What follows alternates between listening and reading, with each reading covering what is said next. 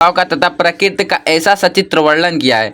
तो यहाँ पर देखिए, यहाँ पर मतलब कि क्या, यहाँ पर देखिए विद्वानों में मतभेद है। इन्होंने कृष्ण की बाल लीलाओं का, मानव स्वभाव का तथा मतलब यहाँ पर मतलब आप जैसे कि सूरदास का पढ़ेंगे तो ये सूरदास कृष्णवादी थे और तुलसीदास रामवादी थे। ठीक है, मतलब राम की साधना करते थे और मतलब सूरदास कृष्ण की। ठीक है, तो कृष्ण के बारे में बहुत अच्छी अच्छी बातें इन्होंने लिखी हैं। ठीक है, तो इन्होंने कृष्ण की बाल लीलाओं का, मानव स्वभाव का तथा प्रकृति का ऐसा सचित्र वर्णन किया है जो आंखों से प्रत्यक्ष देखे बिना संभव ही नहीं है। ठीक है, इन्होंने स्वयं को जन्मांध कहा है, ऐसा उन्होंने लाक्षणिक रूप से तथा ज्ञान चक्षुओं के अभाव के लिए भी कहा हो सकता है। ठीक है, तो उन्होंने अपने आपको जन्मांध कहा है, ये बात तो ये मानते हैं सब, पर ये तो भी कहते हैं कि ऐसा उन्होंने लाक्षणिक रूप से भी कहा हो सकता है और तथा ज्ञान चक्षुओं के अभाव के लिए भी कहा हो सकता है। ठीक है, ये तो कंफर्म बात नहीं है, इसलिए ठीक है, तो हम कंफर्म नहीं कर सकते तुलसीदास जी जन्म आंध थे या जन्म से अंधे थे। ठीक है, तो यहाँ पर चलिए दिखाते हैं आपको आगे।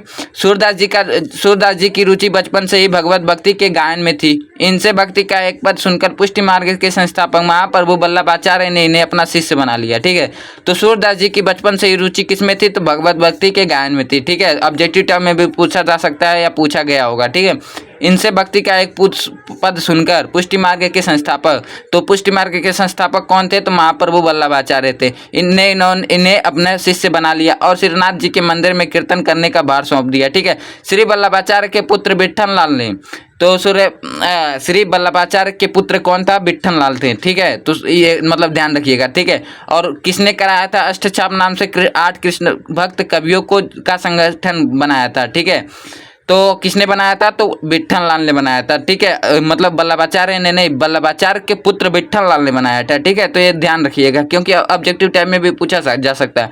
क्योंकि ऑब्जेक्टिव हो गया 20 नंबर का, तो कुछ भी पूछा जाएगा। ठीक है, तो 8 कृष्ण भक्त कवियों का जो संगठन बनाया उसमें सूरदास जी सर्वश्रेष्ठ कवि थे। वे गौ घाट पर रहकर जीवन प्रयत्न मतलब जीवन भर कृष्ण की बाल लीलाओं का गायन करते रहे। ठीक है, तो क्या करते रहे, तो वह जिंदगी मतलब जीवन प्रयत्न मतलब जीवन भर कृष्ण की बाल लीलाओं का गायन करते रहे। ठीक है, और यहाँ पर देखिए आगे हम आपको दिखा दे रहे हैं। ठीक है, कोई बात नहीं है, बहुत आगे जाएंगे आप लोग, बहुत आगे जाएंगे। ठीक है, सूरदास जी की मृत्यु सन 1583 ईस्वी में गोस्वामी विट्ठल लाल, क्या लिखा है, गोस्वामी विट्ठल लाल गोसाई सूरदास जी की मृत्यु 1583 ईस्वी में गोसाई विट्ठल लाल के सामने, ठीक है, गोसाई विट्ठल लाल के सामने गोवर्धन की तलहटी पर परसोली नामक ग्राम में हुआ था।